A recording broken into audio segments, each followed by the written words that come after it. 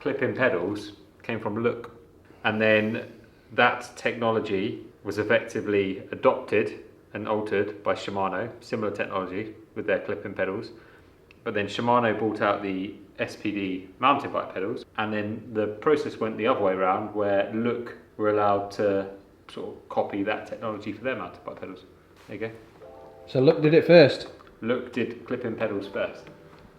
What is the best pedal system to use? So it depends on what you're going to use the cleat and the pedal for, and the type of riding you do, and what you're looking to achieve out of your pedal system. Most bikes come with a set of these that are just basic flat pedals, not very stable, not clipped in obviously, so arguably power transfer is a little bit less, but the main issue is the stability. You can't fix your foot in the same place every time you get on the bike and every time you pedal, so there's lots of variability. So by and large, unless you are mountain biking or downhill riding, some downhill riders prefer to be clipped in anyway, but mountain bikes and downhill riders, you'll see flat pedals on the bike a lot more than normal. But if you're just road cycling or anything other than that, basically, I would take them off straight away and choose a clipless pedal system. In terms of road riding, the main three to start with is Shimano. These come with different axle lengths a little bit. So there's a longer axle version in Ultegra and Dura-Ace that are +4mm. Carbon pedal bodies, fairly stable, wide base of support, wide platform, wide cleats, so there's a lot more contact area on your foot. So that's those. And then Look. These are very old Look Keo pedals, but relatively similar in what they do. Very similar to Shimano in that they're quite big. Shimano's are a little bit bigger, so if you want a little bit more stability on the pedal, on the foot, then that's probably the way to go. But by and large, they're very similar. The third, which is a little less prevalent, like you don't see as many of them out there, but they are a very good pedal and a good choice for lots of people for different reasons, are Speedplay. Wahoo had taken them over recently and updated the pedal in a good way. The big thing from Speedplay is how adjustable they are. With your cleat position, you can adjust every part of the cleat position independently from each other. With a Shimano or a Look cleat and pedal, sometimes you have to sacrifice certain areas of or certain parts of the cleat position based on other parts. So for example, if you want maximum amount of lateral movement and then a bit of rotation, you have to sacrifice that lateral movement to get the rotation. With Speedplay, you don't have to do that, so they're much more adjustable. The other road cleat that I've got here is basically the same as a Look pedal, but we spoke about extended axles and things for moving your feet wider. So these are a really nice option if you want to increase your stance width without changing to a Speedplay pedal just for that reason. So you can use Look cleats with these, and these are a 15mm extra axle length, so 68mm total on top of the standard 53, which is huge. And these are from SQ Lab. And then the last ones we've got here are SPDs. So these are actually an old two-sided SPD and flat pedal. SPD one side and then flat on the other. So these are a Shimano pedal that take an off-road Shimano cleat. So very, very, very small contact area with the pedal. They are easier to clip in and out of. If you're doing a lot of bike packing or walking and cycling and in and out of cafes or whatever, these are a good option. If I was starting out riding, as in I was going to go from a flat pedal to a road pedal, let's say, I would choose Shimano because they are the biggest and give you the biggest platform. They just edge it over the Look ones. If you're going off-road, I'd choose the Shimano SPDs because of how easy they are and how you can get on and off the bike all the time and walk with your bike shoes on, and great for commuting and MTB riding and gravel riding and basically everything off-road. So they cover a wide range of disciplines. If you're having trouble with a pedal system and it's not the cleat, then I would definitely consider the Speedplay option, just because of that amount of adjustability that you can get out of the cleat. They are tricky to set up, so I am biased, but I would definitely go to a bike fitter and get these set up properly because of how much you can do with it. You want to know what you're doing. And yeah, I just think these, if you're into road riding already and you're looking for something a bit new and different and something that gives you a bit more control over what your foot's doing on the pedal, then these are the way to go. We're about to fit up Chris's CX bike and we've got new shoes and new cleats, so we'll show you how we fit the cleats obviously to the shoes and then how we fit Chris's foot to the pedal using the cleat in a good way. To begin with, obviously just put the cleat on the shoe in any old position to start with. We already know from previous fits that Chris needs a wedge under the cleat, so I've just put a little Form MTB wedge under that side of the cleat. We'll do that on the other shoe and then get him on the bike. Have a look at him pedaling first and take it from there.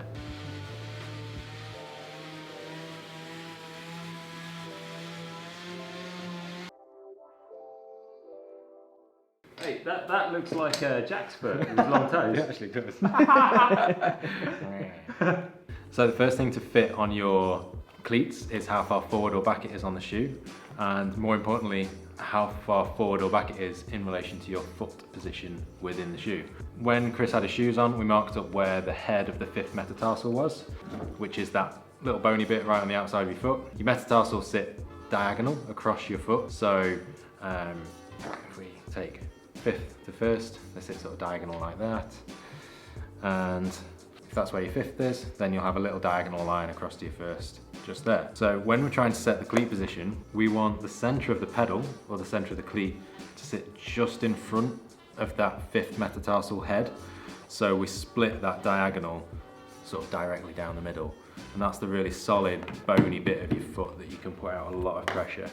Anywhere further forward than that, you end up on these joints here, which is like a spring lever in your foot. So it's not very powerful, it's not very stable.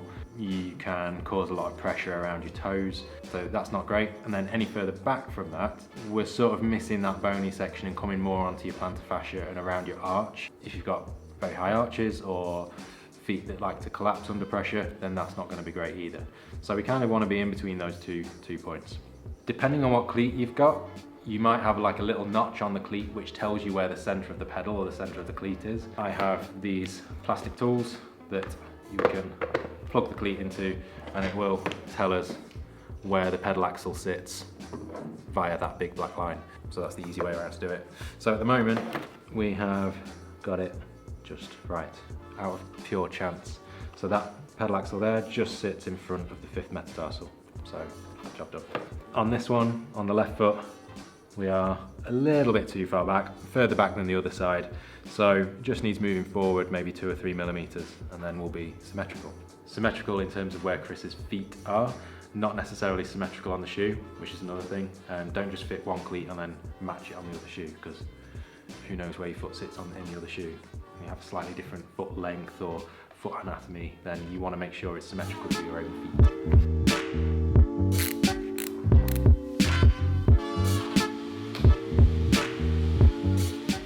So the next thing, when you've got the setback right, I start to look at the cleat width, which determines how far out your foot sits on the pedal, basically. So that would be the stance width, so the distance between your 2 feet.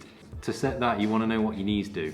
So you want to know how your knees track. Some people have a biomechanical difference that makes their knees sit wider than others. Some people pedal very knees in towards the top tube, some people pedal very knees out, and everything in between. There's not necessarily any right or wrong, as long as there's nothing untoward that's causing the knees to track in that way. And if there isn't, then you just want to fix the feet as in line as possible with the knees. So you're minimizing any diagonal or rotational joint forces, and you've got the pedal stroke as linear and piston-like as possible for that individual rider. And looking at Chris's right knee at the top of this pedal stroke, he starts off perfectly in line with his foot position, and then as he comes down through the pedal stroke, his knee never ever leaves that blue line, that plumb line. Yeah, so that's absolutely perfect. We don't want to bring the foot in or out, we've got it just central at the minute, which for Chris is ideal. And then the last thing with cleat position that you want to adjust is the cleat rotation. This is dependent on how your feet want to sit on the pedals. There is a link between how your knees track and how your foot wants to sit. Usually if you're a knee out pedaler, then your foot will want to do the same and point toe out. And if you're a knee in pedaler, the opposite. So with Chris, we just had him riding. We're going to stop him in this position at the front of the pedal stroke, so right in the middle of his power phase. And we're going to look at where exactly his foot is sitting in relation to the amount of float and rotation that we've got on the pedal. So from there, if I start rotating Chris's foot in, there's a nice bit of movement there. And if we go back to the start and rotate out, there's a nice bit of movement there. So on these cleats and pedal systems, we've got a lot of float, around 15 degrees or so.